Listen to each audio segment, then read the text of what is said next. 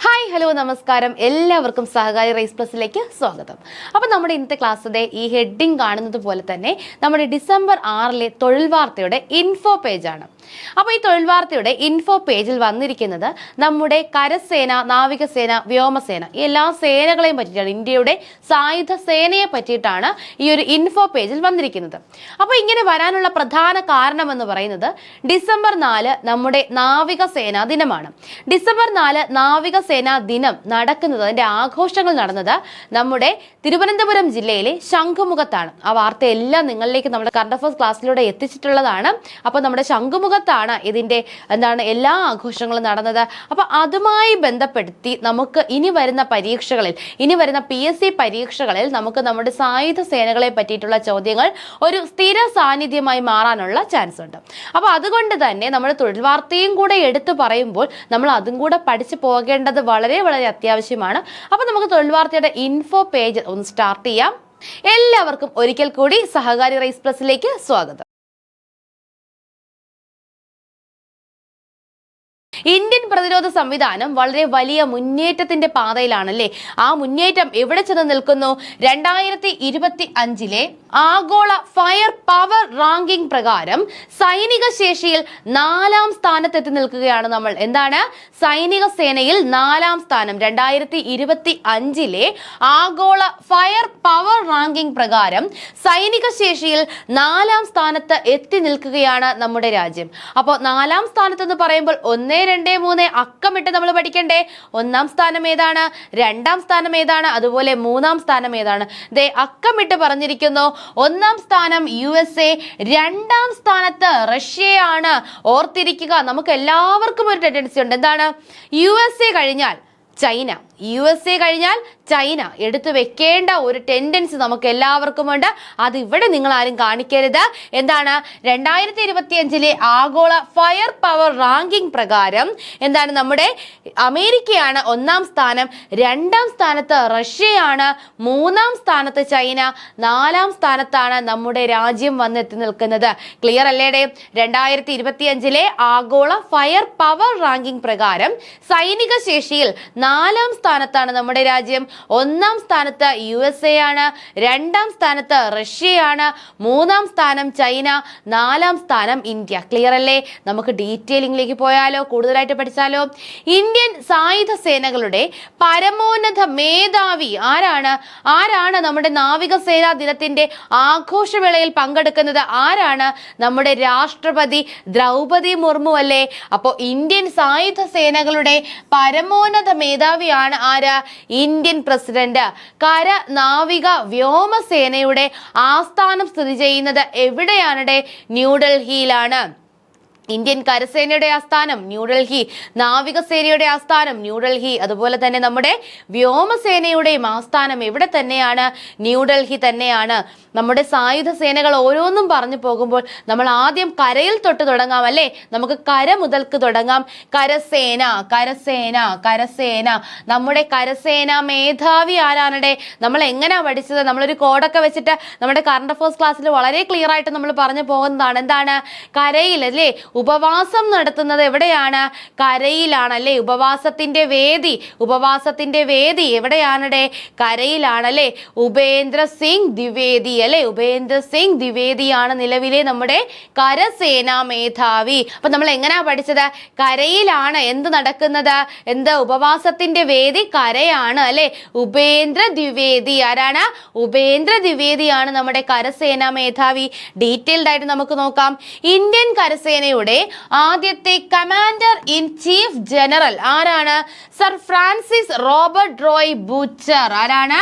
Sir Francis. ഒരു പൂച്ചയായിരുന്നു Indian കരസേനയുടെ ആദ്യത്തെ കമാൻഡർ ഇൻ ചീഫ്. ഒരു പൂച്ചയായിരുന്നു. എന്താണ്?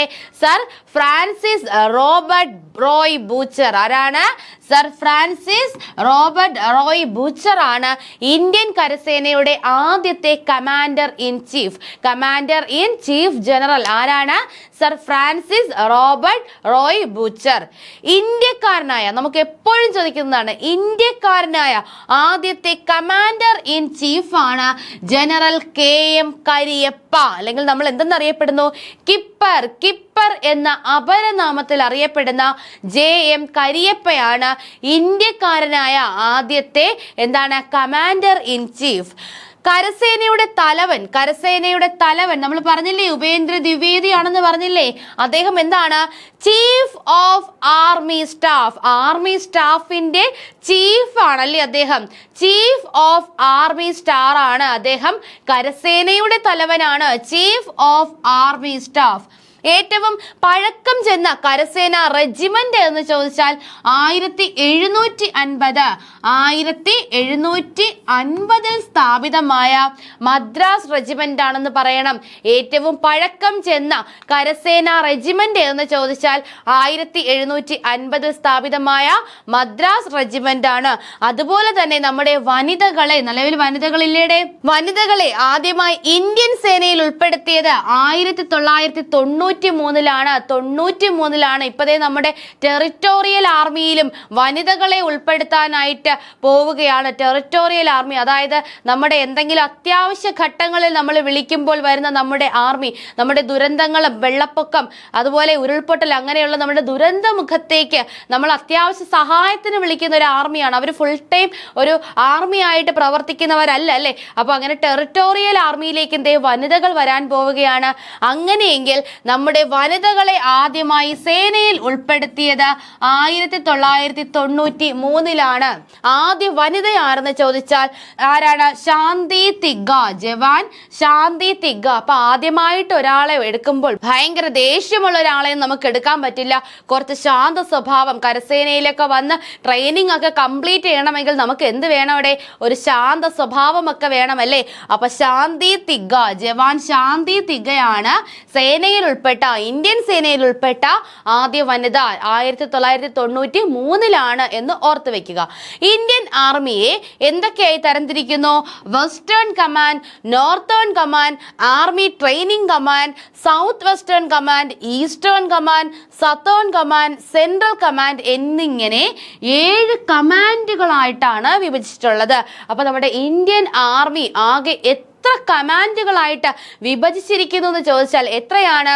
7 ആകെ 7 കമാൻഡുകളായിട്ടാണ് നമ്മുടെ ഇന്ത്യൻ ആർമിയെ വിഭജിച്ചിരിക്കുന്നത്. 7 കമാൻഡുകളായി വിഭജിച്ചിരിക്കുന്നു. ഇന്ത്യയിലെ ആദ്യത്തെ ഡിഫൻസ് പാർക്ക് എവിടെയാണെന്ന് ചോദിച്ചാൽ പാലക്കാട് ഒറ്റപ്പാലത്താണ്. അപ്പൊ ഡിഫൻസ് പാർക്കില് ആരെങ്കിലുമൊക്കെ അതിക്രമിച്ചു കഴിഞ്ഞാൽ നമ്മളെ ഒറ്റയ്ക്ക് നിന്ന് പോരാടാനായിട്ട് പാലക്കാട് ഒറ്റപ്പാലത്താണ് ആദ്യത്തെ ഡിഫൻസ് പാർക്ക്. ഇന്ത്യയിലെ തന്നെ ആദ്യത്തെ ഡിഫൻസ് പാർക്ക് നിലവിൽ വന്നത് എവിടെയാണ്? പാലക്കാട് ഒറ്റപ്പാലത്താണ്. അതുപോലെ സൈനികരുടെ എണ്ണത്തിന്റെ അടിസ്ഥാനത്തിൽ ഇന്ത്യൻ കരസേന രണ്ടാം സ്ഥാനത്താണെന്ന് ഓർക്കുക. സൈനികരുടെ എണ്ണത്തിന്റെ അടിസ്ഥാനത്തിൽ ഇന്ത്യൻ കരസേന ലോകത്തിലെ എല്ലാ കരസേനയും എടുക്കുമ്പോൾ ഇന്ത്യൻ കരസേനയുടെ സ്ഥാനം 2ാമതാണ് എന്ന് കൂടി കൃത്യമായിട്ട് ഓർത്തു വെക്കുക. അപ്പൊ നമ്മൾ കരസേനയെ പറ്റിയാണ് പറഞ്ഞത്. നമ്മുടെ കരസേനാ ദിനം എന്നാണ്? നമ്മൾ നാവികസേനാ ദിനം ഡിസംബർ 4 നമ്മളിത് ആഘോഷിച്ചു. അപ്പൊ നമ്മുടെ കരസേനാ ദിനം എന്നാണ്? കരസേനാ ദിനം ജനുവരി 15 ജനുവരി 15 നമ്മൾ കരസേനാ ദിനം ആചരിക്കുന്നത്. എന്തിനെന്ന് ചോദിച്ചാൽ നോക്കിക്കേ, ഇന്ത്യക്കാരനായ ആദ്യത്തെ കമാൻഡർ ഇൻ ചീഫ് ജനറൽ ആണ് KM Cariappa. Commander in chief ആണ് ആര്? General KM Cariappa. അദ്ദേഹം ഇന്ത്യയിലെ ആദ്യത്തെ കമാൻഡർ ഇൻ ചീഫ് ആയിട്ട് ചുമതലയേറ്റ ദിവസം ജനുവരി 15 ഇന്ത്യൻ കരസേനാ ദിനമായി ആചരിക്കുന്നു. ക്ലിയർ അല്ലേ? സെറ്റല്ലേ? 93 വനിതകൾ ആദ്യം വന്നത്. കുറച്ച് ശാന്ത സ്വഭാവമുള്ള ഒരാളായിരിക്കണം. ശാന്തി തിഗ്ഗയിലെ ആദ്യത്തെ വനിത. M Cariappa commander in chief ആകുന്ന ആദ്യത്തെ ഇന്ത്യക്കാരൻ. ആദ്യത്തെ കമാൻഡർ ഇൻ ചീഫ് ആരാണ്? General Francis Robert Roy butcher ആണ് ആദ്യത്തെ കമാൻഡർ ഇൻ ചീഫ്. കരസേന അദ്ദേഹം റെഡി ആയിട്ടുണ്ട്. ഇനി അടുത്ത നാവിക സേനയിലേക്ക് നമ്മൾ പോകുന്നു. നാവികസേനയെ പറ്റി നമുക്ക് പഠിക്കാം. ഇന്ത്യൻ സായുധ സേനയുടെ നാവിക വിഭാഗമാണ് ഇന്ത്യൻ നേവി. നാവിക വിഭാഗമാണ് ഇന്ത്യൻ നേവി. ലോകത്തിലെ ഏറ്റവും വലിയ 4ാമത്തെ നേവി സംവിധാനമാണിത്. അപ്പൊ ലോകത്തിലെ 4ാമത്തെ വലിയ നേവി സംവിധാനമാണ് നമ്മുടെ രാജ്യത്തിനുള്ളത്. ലോകത്തെ 4ാമത്തെ വലിയ നേവി സംവിധാനമാണിത്. 1612 ഈസ്റ്റ് ഇന്ത്യ കമ്പനി മറൈൻ എന്ന പേരിൽ സ്ഥാപിതമായിരുന്നു. എന്താണ്? ഈസ്റ്റ് ഇന്ത്യ കമ്പനി മറൈൻ എന്ന പേരിൽ സ്ഥാപിതമായിരുന്നു. സ്വതന്ത്രത്തോടെ ഇന്ത്യൻ നേവി എന്ന് നാമകരണം ചെയ്തു. അപ്പോൾ എന്താണ്? ഈസ്റ്റ് ഇന്ത്യ കമ്പനി മറൈൻ ആണ് എന്തായി മാറിയത്? നമ്മുടെ ഇന്ത്യൻ നേവിയായി മാറിയത്. കൃത്യമായിട്ടും പഠിച്ചു വെക്കുക. 1612 നിലവിൽ വന്ന സ്ഥാപിതമായ ഈസ്റ്റ് ഇന്ത്യ കമ്പനി മറൈൻ ആണ് ഇന്ത്യൻ നാവികസേനയുടെ മുൻഗാമി. അപ്പോൾ നാവികസേനയുടെ മുൻഗാമി ഈസ്റ്റ് ഇന്ത്യ കമ്പനി മറൈൻ ആണ്. അതാണ് പിന്നീട് നമ്മുടെ ഇന്ത്യൻ നേവി ആയിട്ട് മാറിയത്. ഇന്ത്യൻ നേവിയുടെ ആദ്യത്തെ കമാൻഡർ ഇൻ ചീഫ് ബ്രിട്ടീഷുകാരനായ അഡ്മിറൽ എഡ്വേർഡ് പെറിയാണ്. ആരാണ്? അഡ്മിറൽ എഡ്വേർഡ് പെറിയാണ് ഇന്ത്യൻ നാവികസേനയുടെ ആദ്യത്തെ കമാൻഡർ ഇൻ ചീഫ്. ആരാണ്? എഡ്വേർഡ് പെറിയാണ്. ഈ സ്ഥാനം വഹിക്കുന്ന ആദ്യത്തെ ഇന്ത്യക്കാരൻ ആരാണെന്ന് ചോദിച്ചാൽ ആരാണ്? RD കട്ടാരെ. ആരാണ്? RD Katari. RD Katari 1958 Indian നാവികസേനാ മേധാവിയായി നിയമിതനാകുന്നത്. ആരാണ്? RD കട്ടാരെ. അപ്പൊ നമ്മൾ എന്ത് ചെയ്യണം? അതാണ് കഠാരയ്ക്ക് കുത്തണം അല്ലെ? നമ്മുടെ കടലിൽ നിന്ന് കിട്ടുന്ന മീനിനെയൊക്കെ നമ്മൾ കഠാരയ്ക്കല്ലേ കുത്തുന്നത്. അപ്പൊ RD കട്ടാരെയാണ് ആദ്യത്തെ ഇന്ത്യക്കാരൻ. ബ്രിട്ടീഷുകാരനായ ആദ്യത്തെ കമാൻഡർ ഇൻ ചീഫ് നമ്മുടെ നാവികസേനയുടെ ആരാണ്? Admiral Edward Perry. നാവികസേനയുടെ തലവൻ ചീഫ് ഓഫ് നേവി സ്റ്റാഫ് ആണ്. എന്താണ്? Chief of navy staff. ആ നേവി സ്റ്റാഫുകളുടെ ചീഫാണ് നാവികസേനയുടെ തലവൻ. അങ്ങനെയെങ്കിൽ നമ്മുടെ നിലവിലെ നാവികസേനാ മേധാവി അല്ലെങ്കിൽ നമ്മുടെ ചീഫ് ഓഫ് നേവി സ്റ്റാഫ് ആരാണടെ? നമ്മൾ എങ്ങനെയാ പഠിച്ചത്? എങ്ങനെയാണ്? കടലിൽ കൂടെ ദിനേശും കുമാറും എന്ത് ചെയ്യുന്നു? പാട്ടും പാടി നടക്കുന്നു അല്ലെ? ദിനേശും കുമാറും എന്ത് ചെയ്യുന്നു? പാട്ടും പാടി നടക്കുന്നു. കടലിൽ കൂടെ ആരാണ്? ദിനേശ് കുമാർ ത്രിപാഠി. ആരാണ്? ദിനേശ് കുമാർ ത്രിപാഠി. ദിനേശ് കുമാർ ത്രിപാഠിയാണ് നിലവിലെ നമ്മുടെ നാവികസേനാ മേധാവി. ദിനേശ് കുമാർ ത്രിപാഠി. അപ്പൊ നിങ്ങൾ ഓർക്കുക, ഡിസംബർ 4 നമ്മുടെ നാവികസേനാ ദിനം. എന്തുകൊണ്ട് ഡിസംബർ 4 നാവികസേനാ ദിനമായി ആചരിക്കുന്നു?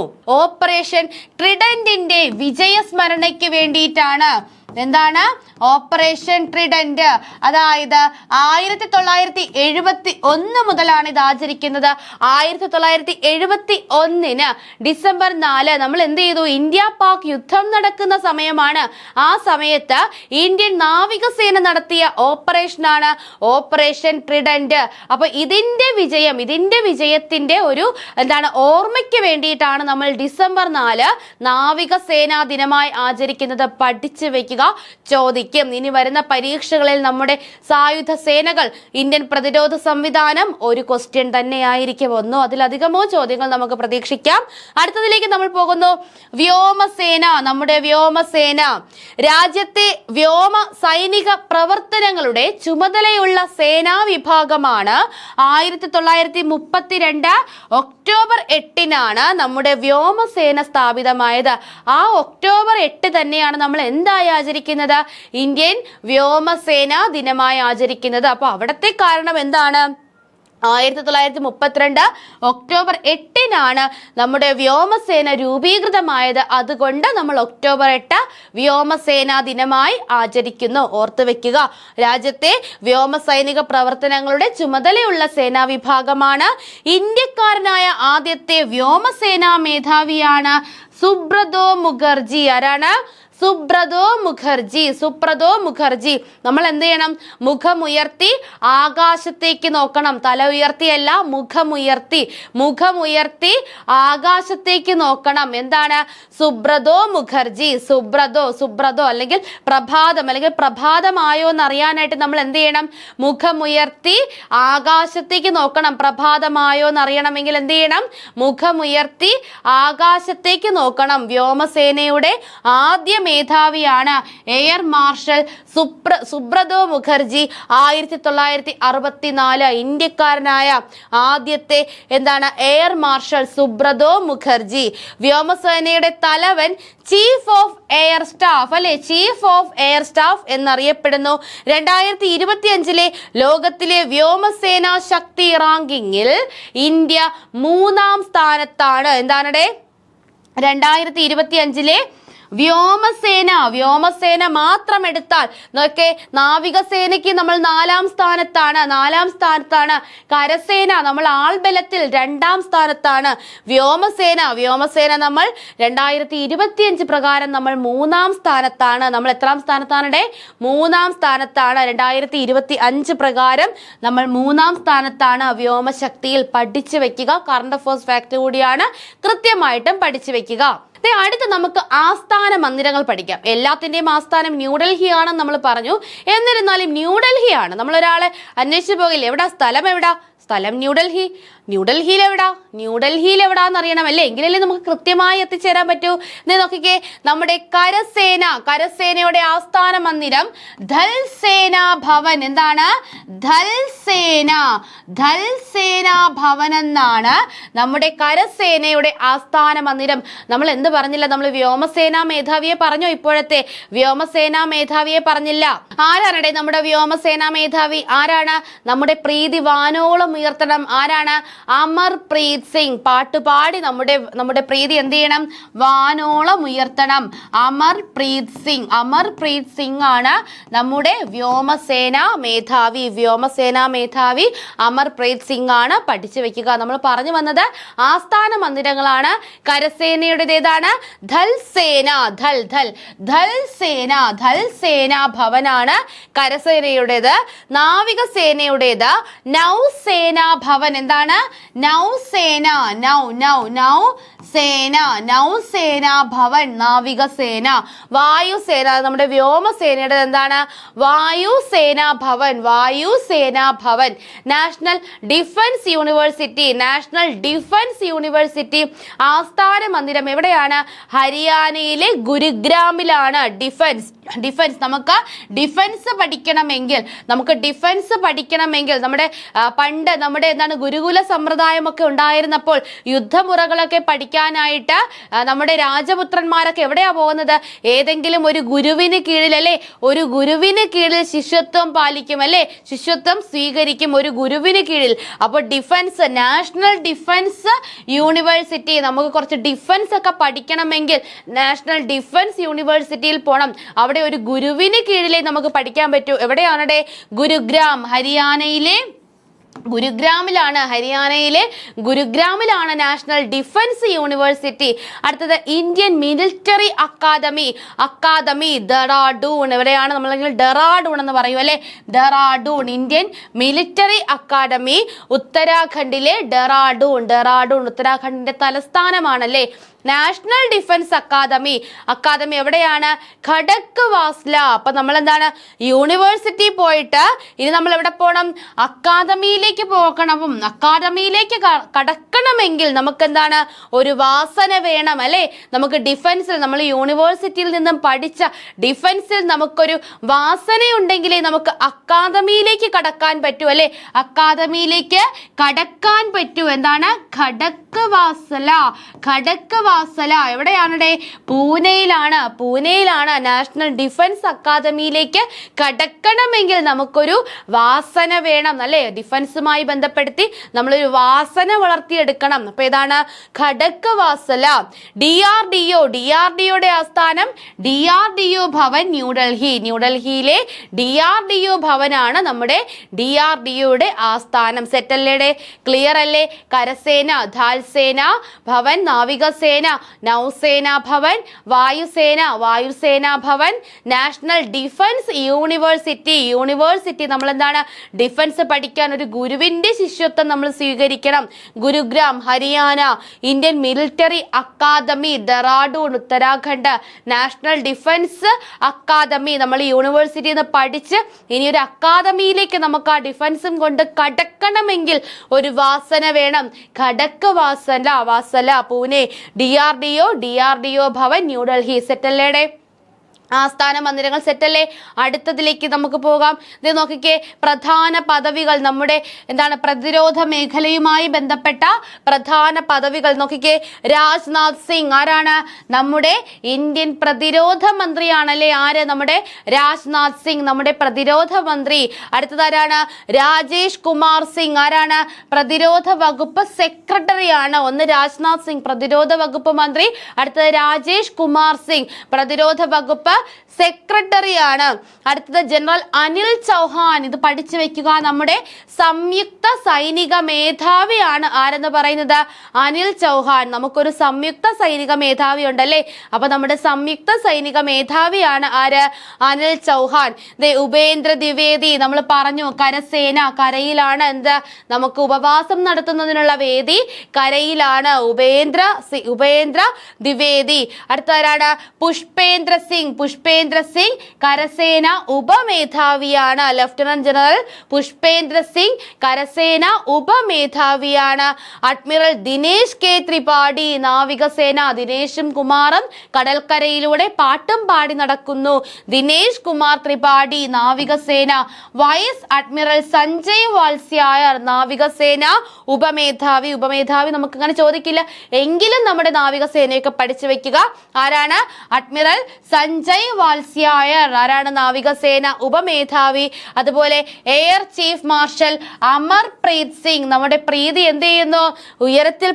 ഉയരങ്ങളിലേക്ക് പോകുന്നു അല്ലെ, ആകാശത്തേക്ക് പോകുന്നു. നമ്മുടെ വായുസേന മേധാവി അല്ലെങ്കിൽ വ്യോമസേന.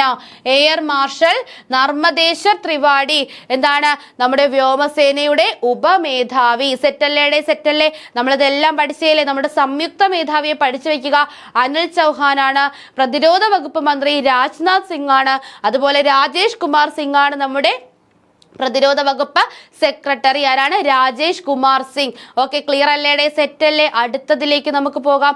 നമ്മുടെ തൊഴിൽ വാർത്തയുടെ സെന്റർ പേജിൽ വളരെ ഡീറ്റെയിൽഡ് ആയിട്ട് നമുക്ക് വന്ന വാർത്ത കിട്ടിയ ഫാക്ടുകളാണ് നമ്മളിപ്പോൾ ഷെയർ ചെയ്തുകൊണ്ടിരിക്കുന്നത്. നോക്കിക്കേ, defence research and development organisation. ഇങ്ങനെ പറഞ്ഞാൽ നിങ്ങൾ ചോദിക്കും അതെന്ത് സാധനം? നമ്മുടെ DRDO, defence research and development organisation. DRDOയെ പറ്റിയാണ് നമ്മൾ അടുത്തത് പറയാൻ പോകുന്നത്. പ്രതിരോധ മന്ത്രാലയത്തിലെ പ്രതിരോധ ഗവേഷണ വികസന വകുപ്പിന് കീഴിൽ പ്രവർത്തിക്കുന്ന സ്ഥാപനമാണ് നമ്മുടെ DRDO. എന്താണ്? നമ്മുടെ പ്രതിരോധ മന്ത്രാലയത്തിന് കീഴിൽ പ്രവർത്തിക്കുന്ന, നമ്മുടെ പ്രതിരോധ ഗവേഷണ വികസന വകുപ്പിന് കീഴിൽ പ്രവർത്തിക്കുന്ന ഒരു സ്ഥാപനമാണ് നമ്മുടെ DRDO. പല പരീക്ഷകളിലും ചോദിച്ചിട്ടുള്ള കാര്യമാണ് DRDOയുടെ പൂർണ്ണ രൂപവും അതുപോലെ തന്നെ എന്നാണ് നമ്മുടെ DRDO സ്ഥാപിതമായത്. 1958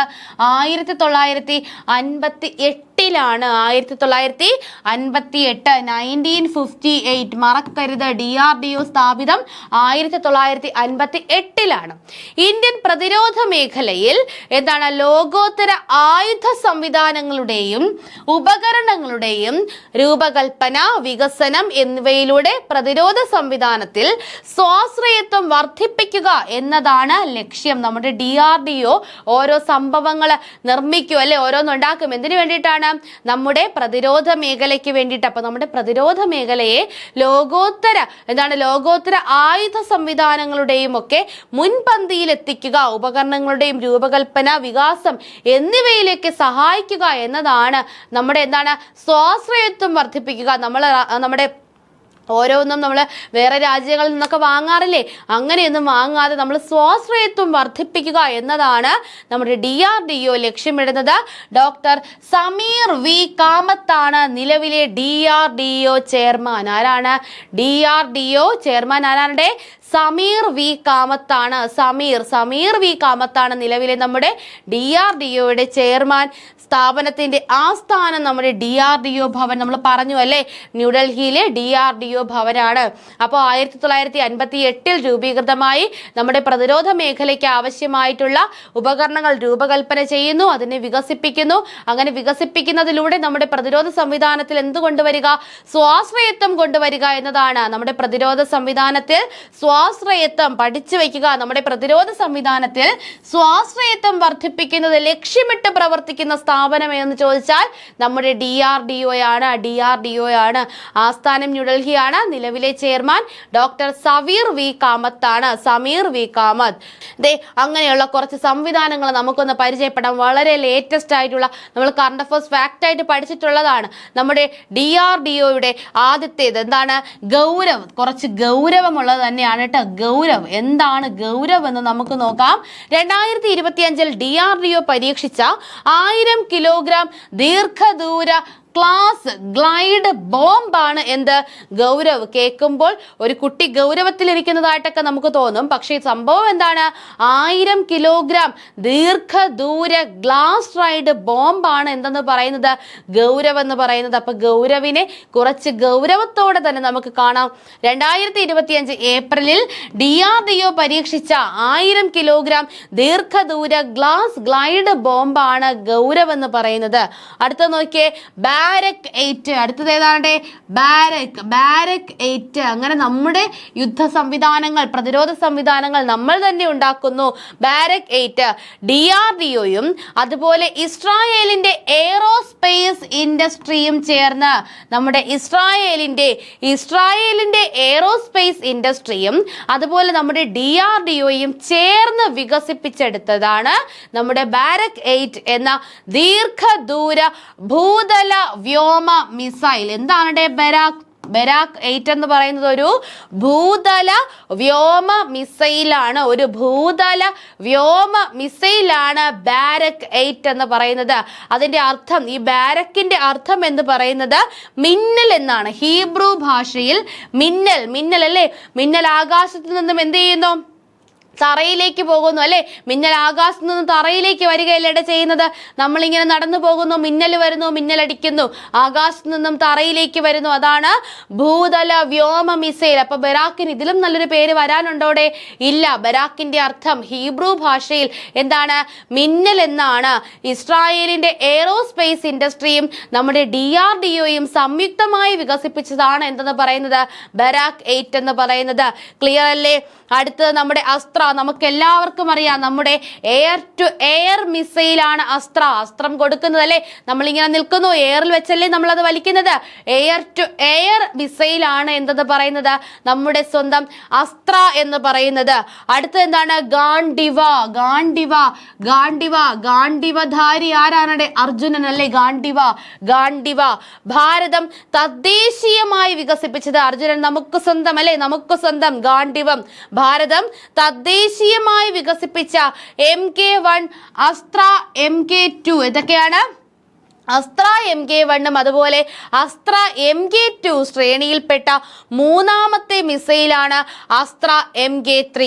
340 കിലോമീറ്റർ ദൂരം വരെ ലക്ഷ്യം വരെ തകർക്കാൻ സാധിക്കുന്നതാണ് എന്ത്? നമ്മുടെ ഗാണ്ഡിവ. അപ്പൊ നമ്മുടെ അസ്ത്ര MK3 ആണ് എന്തെന്നറിയപ്പെടുന്നത്? നമ്മുടെ ഗാണ്ഡിവ. നമ്മുടെ ഭാരതം തദ്ദേശീയമായി വികസിപ്പിച്ച അസ്ത്ര MK1, അസ്ത്ര MK2 ശ്രേണിയിലെ മൂന്നാമനാണ് ഏത്? നമ്മുടെ അസ്ത്ര MK3 എന്ന് പറയുന്നത്. അതാണ് നമ്മുടെ ഗാണ്ഡിവ. 11 340 കിലോമീറ്റർ ദൂരം വരെ ലക്ഷ്യം തകർക്കാൻ കഴിയുന്നതാണ് നമ്മുടെ ഗാണ്ഡിവ എന്ന് പറയുന്നത്. അപ്പൊ നമ്മുടെ അസ്ത്ര MK1, MK2 സീരീസിലെ മൂന്നാമനാണ് ഗാണ്ഡിവ എന്ന് പറഞ്ഞാൽ ശരിയാണ്. ഗാണ്ഡിവയുടെ പേര് അസ്ത്ര MK3 എന്നാണ്. ക്ലിയർ അല്ലേടെ? അടുത്ത് നോക്കിയേ, പിനാക്കയൊക്കെ നമ്മൾ പലതവണ പറഞ്ഞു പഠിച്ചതാണല്ലേ. പിനാക്ക എന്താണ്? പിനാക്ക BN-21 ഗ്രാഡ് സിസ്റ്റത്തിന് പകരമായി നമ്മുടെ BM-21 ഗ്രാഡ് സിസ്റ്റത്തിന് പകരമായി ഭാരത സേനയ്ക്കായി നമ്മുടെ DRDO വികസിപ്പിച്ച ഒരു മൾട്ടി ബാരൽ റോക്കറ്റ് ലോഞ്ചർ ആണ് നമ്മുടെ പിനാക്കയിലേക്ക് നമ്മുടെ റോക്കറ്റ് തിരികെ വന്നിരിക്കുന്നു. നമ്മൾ പഠിച്ചിട്ടില്ലേ എന്താണ്? ഒരു റോക്കറ്റ് ലോഞ്ചർ ആണ് പിനാക്ക എന്താണ്? ഒരു മൾട്ടി ബാരൽ റോക്കറ്റ് ലോഞ്ചർ ആണ്. നമ്മൾ പിനാക്ക എന്താണ് വിജയകരമായി പരീക്ഷിച്ചു എന്നൊക്കെ നമ്മൾ കഴിഞ്ഞ ക്ലാസ്സുകളിൽ, നമ്മൾ കറണ്ട് അഫയേഴ്സ് ക്ലാസ്സിലൊക്കെ നമ്മൾ ഡിസ്കസ് ചെയ്തിട്ടുള്ളതാണ്. BM-21 ഗ്രേഡ് സിസ്റ്റത്തിന് പകരമായി നമ്മുടെ ഇന്ത്യൻ സേനയ്ക്കായി DRDO DRDO വികസിപ്പിച്ച മൾട്ടി ബാരൽ റോക്കറ്റ് ലോഞ്ചറാണ് എന്തെന്നറിയപ്പെടുന്നത്? പിനാക്ക എന്ന് പറയുന്നത്. അടുത്ത ഏതാണ്? നാഗ് മാർക്ക് 2. അടുത്ത ഏതാണ്? നാഗാണ്, നമ്മുടെ നാഗ് മാർക്ക് 2. എന്താണ്? DRDO നിർമ്മിച്ച ഒരു മിസൈലാണ് ഏത്? നമ്മുടെ നാഗ് മാർക്ക് 2 എന്ന് പറയുന്നത് DRDOയുടെ മിസൈലാണ്. അപ്പൊ നമ്മുടെ DRDOയുടെ വളരെ മികച്ച ചില എന്താണ് നേട്ടങ്ങളാണ് നമ്മൾ ഇതിൽ ഡിസ്കസ് ചെയ്തത്. സെറ്റല്ലയുടെ ബാരക്കേറ്റ് പറഞ്ഞു, അസ്ത്ര പറഞ്ഞു, ഗാണ്ടിവ പറഞ്ഞു, പിനാക്ക പറഞ്ഞു, നാഗ് മാർക്ക് 2 പറഞ്ഞു. ക്ലിയർ അല്ലേടെ? നമുക്ക് അടുത്തതിലേക്ക് പോകാം. DRDO പൂർണ്ണ രൂപം നിങ്ങൾ ഒരു കാരണവശാലും മറക്കരുത്. Defence research and development organisation DRDO 1958 നിലവിൽ വന്നു. നിലവിലെ chairman Sameer V Kamath. Okay, സെറ്റാണ്. നമ്മളിത് അടുത്തതിലേക്ക് പോകുന്നു. അടുത്തത് നമ്മുടെ ആപ്തവാക്യങ്ങളാണ്. നമ്മുടെ കര നാവിക വ്യോമസേനയുടെ ആപ്തവാക്യം പല പരീക്ഷകളിലും ചോദിച്ചിട്ടുണ്ട്. എന്തൊക്കെയാണ് ആപ്തവാക്യങ്ങൾ നമുക്ക് നോക്കാം. കരസേനയുടെ ആപ്തവാക്യമാണ് സേവ പരമോ ധർമ്മ. എന്താണ്? സേവനമാണ് പരമമായ ധർമ്മം, അഥവാ സേവ പരമോ ധർമ്മയാണ് നമ്മുടെ കരസേനയുടെ ആപ്തവാക്യം. സേവ പരമോ ധർമ്മ, സേവനമാണ് പരമമായ ധർമ്മം. നാവികസേനയോട് ചോദിച്ചാൽ ഷാനോ വരുണ. ഏതാണ്? ഷാനോ വരുണ. ഉറപ്പായിട്ടും നിങ്ങൾ നാവികസേനയുമായി ബന്ധപ്പെട്ട എല്ലാ കാര്യങ്ങളും പഠിച്ചു വെക്കുക. നാവികസേന ഷാനോ വരുണ, സമുദ്രങ്ങളുടെ ദേവനായ വരുണൻ നമുക്ക് ഐശ്വര്യം നൽകട്ടെ എന്നാണ്. സമുദ്രങ്ങളുടെ ദേവനായ വരുണൻ നമുക്ക് ഐശ്വര്യം നൽകട്ടെ. ഷാനോ വരുണ. വ്യോമസേന നഭസ്പർശം ദീപ്തം. എന്താണ്? നഭസ്പർശം ദീപ്തമാണ് വ്യോമസേന. മഹത്വത്തോടെ ആകാശത്തെ തൊടു. നിങ്ങൾ ആകാശത്തെ തൊടു, പക്ഷെ എങ്ങനെ തൊടണം? മഹത്വത്തോടെ. നഭസ്പർശം ദീപ്തം വ്യോമസേന. DRDO ബലസ്യ മൂലം വിജ്ഞാനം. എന്താണ്? ബലസ്യ മൂലം വിജ്ഞാനം. ശക്തിയുടെ ഉറവിടം ശാസ്ത്രമാണ്. എന്തിന്റെ ആപ്തവാക്യമാണ്? ശക്തിയുടെ ഉറവിടം ശാസ്ത്രമാണ്. എന്തിൻ്റെതാണേ? നമ്മുടെ DRDO അല്ലേ നമുക്ക് ശക്തി തെളിയിക്കാൻ വേണ്ടിയിട്ടുള്ള ടെക്നോളജി പരമായിട്ടുള്ള എല്ലാം ചെയ്യുന്ന നമ്മുടെ മിസൈലൊക്കെ ഉണ്ടാക്കുന്നത് ഏതാണ്? നമ്മുടെ DRDO അല്ലേ? അപ്പൊ എന്താണ്? ശക്തിയുടെ ഉറവിടം ശാസ്ത്രമാണ്. DRDOയുടെ ആപ്തവാക്യം ബലസ്യ മൂലം വിജ്ഞാനം. ക്ലിയർ അല്ലേ? അടുത്തത് എന്താ നമുക്ക് പഠിക്കാനുള്ളതെന്ന് നോക്കാം. അടുത്തത് നോക്കിയേ, ദേ ആ ദിനങ്ങളാണ് നമ്മളിപ്പോ പഠിച്ചു പോയില്ല. എല്ലാ ദിനങ്ങളും ഉണ്ട്. എന്തൊക്കെയാണ്? കരസേനാ ദിനം ജനുവരി 15, വ്യോമസേനാ ദിനം ഒക്ടോബർ 8, നാവികസേനാ ദിനം ഡിസംബർ 4. നമ്മളിതെല്ലാം പറഞ്ഞല്ലേ, ബാക്കി നമുക്ക് പഠിക്കാം. ദേശീയ പ്രതിരോധ ദിനം മാർച്ച് 3. നിങ്ങൾ ഈ ടേബിൾ ഇങ്ങനെ തന്നെ പഠിക്കുക. കാരണം നമുക്കിനി പരീക്ഷകളിൽ സ്ഥിര സാന്നിധ്യമായിരിക്കും ഇവയെല്ലാം. കാരണം എന്താണ്? നമ്മുടെ നാവികസേനാ ദിന ആഘോഷ ഡിസംബർ 3 നമ്മുടെ തിരുവനന്തപുരം ജില്ലയിൽ, നമ്മുടെ കേരളം സാക്ഷ്യം വഹിക്കുന്നു എന്നത് തന്നെയാണ് അല്ലെ. തിരുവനന്തപുരം ജില്ലയിലെ ശംഖുമുഖത്താണ് നടക്കുന്നത്. പഠിച്ചു വെക്കുക. ദേശീയ പ്രതിരോധ ദിനം മാർച്ച് 3, ദേശീയ സുരക്ഷാ ദിനം മാർച്ച് 4. അപ്പൊ മാർച്ച് 3 നമ്മൾ പ്രതിരോധം നടത്തും. മാർച്ച് 4 നമ്മൾ എന്ത് ചെയ്യും? ആ പ്രതിരോധിച്ച് നമ്മൾ നേടിയെടുത്തതിനെല്ലാം സുരക്ഷിതമാക്കി വെക്കും. സുരക്ഷിത ദിനം. കാർഗിൽ വിജയ ദിവസം നമുക്ക് എല്ലാവർക്കും അറിയാം, ജൂലൈ 26 കാർഗിൽ വിജയ ദിവസം. വ്യോമസേനാ ദിനം ഒക്ടോബർ 8 നമ്മൾ പറഞ്ഞു. ഇൻഫെൻട്രി ദിനം ഒക്ടോബർ 27. ഒക്ടോബർ 27 ആണ് എന്ത്? ഇൻഫെൻട്രി ദിനം. നാവികസേനാ ദിനം ഡിസംബർ 4. സൈനിക പതാക ദിനം നമുക്കറിയാവുന്നതാണല്ലേ, ഡിസംബർ 7. സൈനിക പതാക ദിനം. വിജയ് ദിവസ് ഡിസംബർ 16. അതും നമുക്കറിയാവുന്നതാണല്ലേ, ഡിസംബർ 16 എന്താണ്? നമ്മുടെ വിജയ് ദിവസം. ഡിസംബർ 7 സൈനിക പതാക ദിനം. ദിനങ്ങളെല്ലാം ക്ലിയർ കട്ടായിട്ട് തന്നെ പഠിച്ചു വെക്കുക. ഇനി നമുക്ക് മറ്റു ചില ഫോഴ്സുകൾ കൂടി ഒന്ന് പരിചയപ്പെടാം. ആദ്യം തന്നെ നമ്മുടെ CRF അല്ല, CAPF. എന്താണ്? Central armed police force. എന്താണ് CAPF? Central armed police force. എന്താണ് ഇത്? ഇന്ത്യയുടെ പാരാമിലിറ്ററി ഫോഴ്സുകൾ സെൻട്രൽ ആംഡ് പോലീസ് ഫോഴ്സ് എന്നാണ് ഔദ്യോഗികമായി അറിയപ്പെടുന്നത്. എന്താണ് നമ്മുടെ സെൻട്രൽ ആംഡ് പോലീസ് ഫോഴ്സ് എന്ന് പറയുന്നത്? നമ്മുടെ ഇന്ത്യയുടെ പാരാമിലിറ്ററി ഫോഴ്സുകളാണ് സെൻട്രൽ ആംഡ് പോലീസ് ഫോഴ്സ് എന്നറിയപ്പെടുന്നത്. ഇന്ത്യയിൽ പ്രധാനമായും 6 സെൻട്രൽ ആംഡ് പോലീസ് ഫോഴ്സുകളാണുള്ളത്.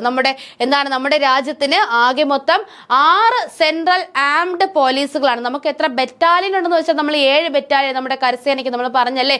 അപ്പൊ ഇവിടെ എന്താണ്, നമുക്ക് എത്ര ഫോഴ്സുകൾ, ഇന്ത്യയിൽ എത്ര സെൻട്രൽ ആംഡ് പോലീസ് ഫോഴ്സ് ഉണ്ടെന്ന് ചോദിച്ചു കഴിഞ്ഞാൽ 6 എണ്ണമാണ്. ഇതെല്ലാം നമുക്ക് അറിയാവുന്നത് തന്നെയാണ്. ഏതൊക്കെയാണ്? ഒന്ന് CRPF, BSF, അതുപോലെ ITBP, SSB, CISF. ഇതെല്ലാം നമുക്ക് അറിയാവുന്നതല്ലേ. അപ്പൊ നമ്മുടെ ഇന്ത്യൻ മിലിറ്ററിയുടെ, ഇന്ത്യയുടെ പാരാമിലിറ്ററി ഫോഴ്സുകളാണ് സാധാരണഗതിയിൽ എന്തെന്നറിയപ്പെടുന്നത്? സെൻട്രൽ ആംഡ് പോലീസ് ഫോഴ്സ് എന്നറിയപ്പെടുന്നത്. അതിൽ ആദ്യത്തേത് ഏതാണ്? CRPF. നമുക്ക് കേട്ട് പരിചയമുള്ളതാണല്ലേ. സെൻട്രൽ റിസർവ് പോലീസ് ഫോഴ്സ് എന്നാണ് CRPFന്റെ പൂർണ്ണരൂപം. Central reserve police force.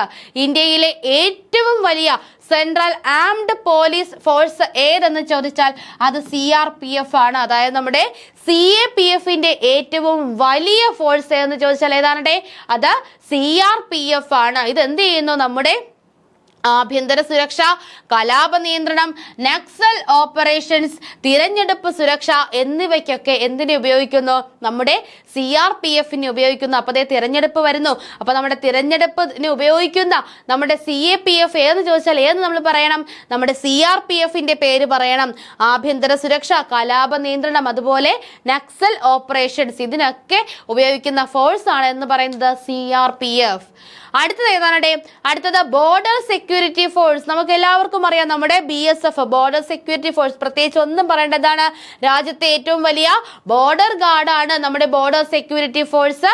നമ്മുടെ ഇന്ത്യ പാകിസ്ഥാൻ അതിർത്തിയിലും അതുപോലെ ഇന്ത്യ ബംഗ്ലാദേശ് അതിർത്തിയിലും ഒക്കെ നമ്മുടെ അതിർത്തി കാക്കുന്നതിന് വേണ്ടി നിൽക്കുന്നവരാണ് നമ്മുടെ ബോർഡർ സെക്യൂരിറ്റി ഫോഴ്സ്. നമ്മുടെ BSF, നിങ്ങളുടെ ആരെങ്കിലും ഒക്കെ CRPFലും BSFലും ഒക്കെ വർക്ക് ചെയ്യുന്നവരുണ്ടായിരിക്കും അല്ലെ.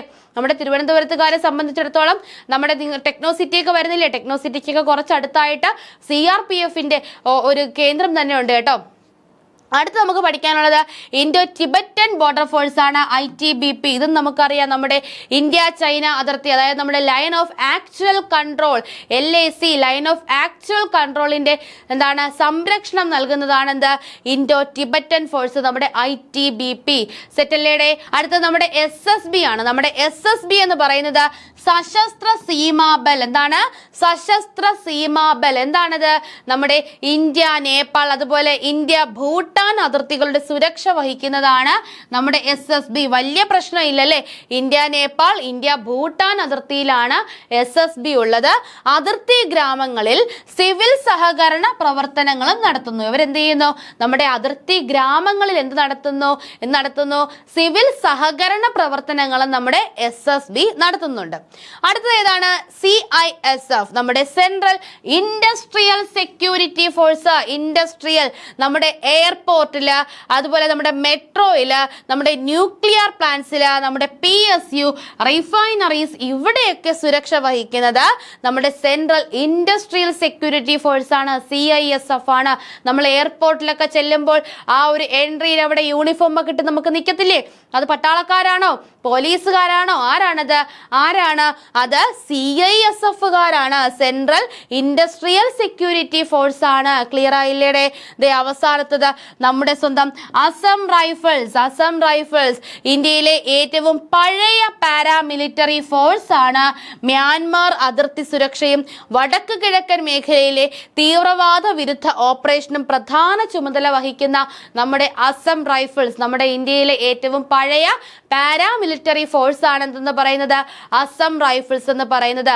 ക്ലിയർ ആയില്ലേ? നമ്മുടെ ഇന്ത്യയിലെ ഏറ്റവും വലിയ സെൻട്രൽ ആംഡ് പോലീസ് ഫോഴ്സ് എന്ന് ചോദിച്ചാൽ CRPF ആണ്. ഇന്ത്യയിലെ ഏറ്റവും വലിയ പാരാമിലിറ്ററി ഫോഴ്സ് എന്ന് ചോദിച്ചാൽ ഏതാണ്ട് നമ്മുടെ അസം റൈഫിൾസ് ആണ്. നമ്മുടെ പാരാമിലിറ്ററി ഫോഴ്സുകളെയാണ് പൊതുവായിട്ട് നമ്മുടെ സെൻട്രൽ ആംഡ് പോലീസ് ഫോഴ്സ് എന്നറിയപ്പെടുന്നത്. ഇത് പ്രധാനമായും 6 സെൻട്രൽ ആംഡ് പോലീസ് ഫോഴ്സുകളാണുള്ളത്. ഏതൊക്കെയാണ്? നമ്മുടെ CRPF, BSF, ITBP, SSB, CISF, അതുപോലെ നമ്മുടെ അസം റൈഫിൾസ്. ക്ലിയർ അല്ലേ? അടുത്തത് എന്താണ് നമുക്ക് നോക്കാം. മറ്റ് കേന്ദ്രങ്ങൾ. അപ്പൊ ഇതിലൊന്നും പെടാത്ത മറ്റ് കേന്ദ്രങ്ങൾ ഒന്നെന്താണ്? നാഷണൽ സെക്യൂരിറ്റി ഗാർഡ്, നമ്മുടെ NSG. എന്താണ്? നമ്മുടെ തീവ്രവാദ പ്രവർത്തനങ്ങൾ ചെറുക്കുന്നതിനും അതുപോലെ ആഭ്യന്തര പ്രശ്നങ്ങളിൽ നിന്നും സംസ്ഥാനങ്ങളെ സംരക്ഷിക്കുന്നതിനും വേണ്ടിയിട്ട് 1984 ഒക്ടോബർ 16 എന്ത് സ്ഥാപിതമായത്? NSG സ്ഥാപിതമായത്. ഈ NSG ആണ് ബ്ലാക്ക് ക്യാറ്റ്സ് എന്നറിയപ്പെടുന്നത്. എന്താണ്? ബ്ലാക്ക് ക്യാറ്റ്സ് എന്നറിയപ്പെടുന്നത് ഏതാണ്? NSG ആണ്. നമ്മുടെ തീവ്രവാദ പ്രവർത്തനങ്ങൾ ചെറുക്കുന്നതിനും അതുപോലെ തന്നെ ആഭ്യന്തര പ്രശ്നങ്ങളിൽ നിന്നും നമ്മുടെ സംസ്ഥാനങ്ങളെ, നമ്മൾ പറയാറില്ലേ എന്തെങ്കിലും പ്രശ്നം വന്നു കഴിഞ്ഞാൽ ഞാൻ ഡൽഹിയിൽ നിന്ന് ബ്ലാക്ക് ക്യാറ്റ്സിനെ ഇറക്കും എന്ന് നമ്മൾ ചില സിനിമകളിലൊക്കെ പറയുന്നത് കേട്ടിട്ടില്ലേ? എന്തുകൊണ്ടാണ് അവർ ബ്ലാക്ക് ക്യാറ്റ്സിനെ, അതായത് നമ്മുടെ NSGയെ ഇറക്കും എന്ന് പറയുന്നത്? അതായത് ദേശീയ പ്രശ്നങ്ങൾ, ഒരു ദേശീയയിലെ ആഭ്യന്തര പ്രശ്നങ്ങൾ വന്നു കഴിഞ്ഞാൽ അതിൽ നിന്നും സംസ്ഥാനങ്ങളെ രക്ഷിക്കുന്നതിന് വേണ്ടിയിട്ടാണ് നമ്മുടെ NSG, ബ്ലാക്ക് ക്യാറ്റ്സ് എന്നറിയപ്പെടുന്ന NSG പ്രവർത്തിക്കുന്നത്. അതുകൊണ്ടാണ് നമ്മുടെ സംസ്ഥാനം പറയുന്നത് നമുക്ക് ഡൽഹിയിൽ നിന്നും ബ്ലാക്ക് ക്യാറ്റ്സിനെ ഇറക്കാം എന്ന് പറയുന്നത്. 1984 ഒക്ടോബർ 16 NSG സ്ഥാപിതമായത്. ക്ലിയർ അല്ലേ? അടുത്ത എന്താണ്? Special frontier force, SFF. ഇത് 1962 നമ്മുടെ ഇന്ത്യ ചൈന യുദ്ധത്തിന് ശേഷം, നമ്മുടെ 1962 ഇന്ത്യ ചൈന യുദ്ധത്തിന് ശേഷം ഇനി വീണ്ടും ഒരു ഇൻഡോ ചൈന വാർ ഉണ്ടായാൽ നമുക്ക് നമ്മുടെ അതിർത്തി കാക്കുന്നതിന് വേണ്ടിയിട്ട് കൊണ്ടുവന്ന, നമ്മുടെ അതിർത്തിക്ക് പിന്നിൽ രഹസ്യ പ്രവർത്തനങ്ങൾ നടത്തുന്നതിന് വേണ്ടിയിട്ട് കൊണ്ടുവന്നതാണ് സ്പെഷ്യൽ ഫ്രോണ്ടിയർ ഫോഴ്സ്. അവർ കുറച്ച് സ്പെഷ്യൽ ആണ്. അതായത് 62 നമ്മുടെ ഇന്ത്യ ചൈന യുദ്ധത്തിന് ശേഷം ചൈനയുമായിട്ട് ഇനിയും ഒരു യുദ്ധം ഉണ്ടായാൽ നമ്മുടെ അതിർത്തിക്ക് പിന്നിൽ രഹസ്യമായിട്ട് പ്രവർത്തിച്ച് ഇനിയും ഒരു യുദ്ധം ഉണ്ടായാൽ എന്തൊക്കെ ചെയ്യാം എന്നറിയിക്കുന്നതിന് വേണ്ടിയിട്ട് കൊണ്ടുവന്ന ഫോഴ്സാണ് സ്പെഷ്യൽ ഫ്രോണ്ടിയർ ഫോഴ്സ് അഥവാ SFF. അടുത്തത് നമുക്ക് എന്താണ് അറിയേണ്ടത്? RPF അഥവാ നമ്മുടെ റെയിൽവേ പ്രൊട്ടക്ഷൻ ഫോഴ്സ്. പേര് പോലെ തന്നെ എന്താണ്? ഇന്ത്യൻ റെയിൽവേയുടെ സുരക്ഷ ഉറപ്പാക്കാൻ രൂപവൽക്കരിച്ചതാണ് നമ്മുടെ റെയിൽവേ പ്രൊട്ടക്ഷൻ ഫോഴ്സ് അഥവാ RPF എന്ന് പറയുന്നത്. റെയിൽവേ പ്രൊട്ടക്ഷൻ ഫോഴ്സ് അഥവാ RPF. ക്ലിയർ അല്ലേടേ? അവസാനമായിട്ട് നമുക്ക് ഒന്നും കൂടെ പഠിച്ചങ്ങ് നിർത്താം. എന്താണ്? കന്റോൺമെന്റ്. തീർന്നത് ഇതൂടെ ആകുമ്പോഴത്തേക്ക് നമ്മുടെ നമ്മുടെ പ്രതിരോധ സംവിധാനം നമ്മൾ ഏകദേശം പറഞ്ഞു കഴിയുന്നു. കന്റോൺമെന്റ് എന്താണ്? ഒരു കന്റോൺമെന്റ് എന്തിനെയാണ് നമ്മൾ കന്റോൺമെന്റ് എന്ന് പറയുന്നത്? എന്തിനെയാണ്? നമ്മുടെ സൈനിക താവളത്തെയാണ് നമ്മൾ എന്തെന്ന് പറയുന്നത്? കന്റോൺമെന്റ് എന്ന് പറയുന്നത് നമ്മുടെ സൈനിക താവളങ്ങളെയാണ് കേട്ടോ. ഇന്ത്യയിൽ നിലവിൽ 61 സൈനിക താവളങ്ങൾ അല്ലെങ്കിൽ അഥവാ 61 കന്റോൺമെന്റുകളാണുള്ളത്. നമ്മുടെ രാജ്യത്തെ ആദ്യത്തെ കന്റോൺമെന്റ് 1965 പശ്ചിമ ബംഗാളിൽ നിലവിൽ വന്ന ബരാക്പൂരിലാണ് കേട്ടോ. എവിടെയാണ്? ബരാക്പൂരിലാണ് നമ്മുടെ രാജ്യത്തെ ആദ്യത്തെ കന്റോൺമെന്റ് അഥവാ നമ്മുടെ സൈനിക താവളം നിലവിൽ വരുന്നത്. ഏത് വർഷമാണ്? 1765. 1765. അങ്ങനെയെങ്കിൽ നിലവിലെ ഏറ്റവും വലിയ സൈനിക താവളം എവിടെയെന്ന് ചോദിച്ചാൽ എവിടെയാണ്? കാൺപൂരിലാണ്. കാൺപൂര്. നമുക്ക് എല്ലാവർക്കും അറിയാം, നമ്മൾ കന്റോൺമെന്റ് എന്ന് കേൾക്കുമ്പോൾ തന്നെ നമ്മുടെ മനസ്സിൽ കണ്ണൂർ ഓടി വരില്ലേടെ? കണ്ണൂര് നമ്മുടെ കന്റോൺമെന്റ്. അത് എന്താണ്? നമ്മുടെ കേരളത്തിൽ നിലവിലുള്ള ഏക കന്റോൺമെന്റ് ആണ് ഏതെന്ന് പറയുന്നത്? നമ്മുടെ കണ്ണൂര്. ഏക കന്റോൺമെന്റ് സ്ഥിതി ചെയ്യുന്നത് എവിടെയാണ്? കണ്ണൂരാണ്. സെറ്റല്ലേ? നിലവിലെ ഏറ്റവും വലിയ സൈനിക താവളം ചോദിച്ചു കഴിഞ്ഞാൽ അത് കാൺപൂരാണ്. നമ്മുടെ രാജ്യത്ത് ആകെ 61 കന്റോൺമെന്റുകളാണുള്ളത്. ആദ്യത്തെ കന്റോൺമെന്റ് 1765 വെസ്റ്റ് ബംഗാളിലെ ബരാക്പൂരിലാണ് നിലവിൽ വരുന്നത്. ക്ലിയർ അല്ലേടെ? സെറ്റ് അല്ലേ? നിങ്ങൾക്ക് ഓക്കെ അല്ലേ? അപ്പൊ ഇത്രയുമാണ് നമ്മുടെ തൊഴിൽ വാർത്തയിൽ നമ്മുടെ സെൻട്രൽ പേജിൽ വന്നിട്ടുള്ള നമ്മുടെ ഇൻഫോ പ്ലസ് ആണ് നിങ്ങൾക്ക് വേണ്ടിയിട്ട് ഷെയർ ചെയ്തിരിക്കുന്നത്. അപ്പൊ ഇത്തരത്തിലുള്ള നിങ്ങൾക്ക് ക്ലാസ് വളരെ വളരെ ഉപകാരപ്രദമായി എന്ന് തന്നെ ഞാൻ വിശ്വസിക്കുന്നു. അപ്പൊ നിങ്ങൾക്ക് വേണ്ടിയിട്ടുള്ള നിങ്ങൾക്ക് ഇതിന്റെ ക്ലാസ്സിനെ പറ്റിയുള്ള പോരായ്മകളായാലും അതുമല്ല ഇതുപോലെ നിങ്ങൾക്ക് മറ്റെന്തെങ്കിലുമൊക്കെ ക്ലാസ്സുകൾ വേണമെങ്കിലും അതിനെ സംബന്ധിച്ച കാര്യങ്ങളൊക്കെ നിങ്ങൾക്ക് കമന്റ് രൂപത്തിൽ രേഖപ്പെടുത്താവുന്നതാണ്. സഹകാരി എപ്പോഴും നിങ്ങളോടൊപ്പമാണ്. നിങ്ങളുടെ ആവശ്യമനുസരിച്ച് നിങ്ങൾക്ക് ക്ലാസ് നൽകുക എന്നതാണ് ഞങ്ങളുടെ ചുമതല. ഓക്കെ, അപ്പൊ നിങ്ങൾക്ക് ആവശ്യമുള്ള ക്ലാസ്സുകളും അതുപോലെ തന്നെ നിങ്ങളുടെ മറ്റഭിപ്രായങ്ങളും നമ്മുടെ ക്ലാസ്സിനെ പറ്റിയുള്ള പോരായ്മകളായാലും നല്ലതായാലും എല്ലാം നിങ്ങൾ രേഖപ്പെടുത്തുക. കൂടുതൽ ക്ലാസ്സുകൾക്കായി സഹകാരി റൈസ് പ്ലസ് സബ്സ്ക്രൈബ് ചെയ്യുക, ലൈക്ക് ചെയ്യുക. അതുപോലെ നിങ്ങൾ ക്ലാസ് കൂടുതൽ സുഹൃത്തുക്കളിലേക്ക് ഷെയർ ചെയ്യുക. അടുത്ത ക്ലാസ്സിലൂടെ മറ്റൊരു ഫാക്റ്റുമായി നമുക്ക് വീണ്ടും കാണാം. താങ്ക്